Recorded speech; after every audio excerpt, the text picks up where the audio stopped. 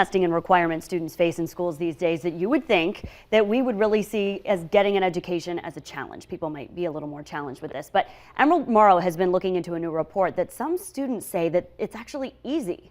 Yeah, Allison, that's right. But the thing about this is it's really not the students who were born and raised here who think this. There's this new study that shows that this thinking mainly comes from exchange students who were raised in other parts of the country and then they came over here to get their education. Now, this new study actually surveyed more than 250 teens from different countries around the world and talked to them about their experience in schools here versus their schools at home.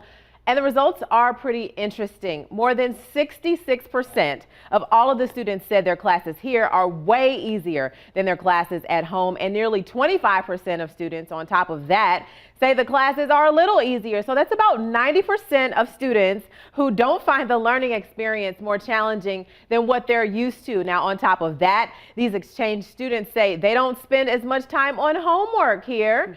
And even with that said, these students still tend to do better on their standardized tests than our kids here. And these students actually say that there might be a little bit too much emphasis put on sports. Yeah, I mean, I think a lot of people are critical sometimes of how much emphasis we put on sports, but there's an education expert that also speaks out in the study that says, well, sports also actually makes you a more well-rounded student. It's not just about what you learn in the classroom, but about teamwork and perseverance. Yeah. And a lot of those things you can learn from sports as well. That's interesting. It is. Because we are seeing kids doing more and more work in school. So to have them have that perspective is really interesting. It is really interesting. All right, thanks.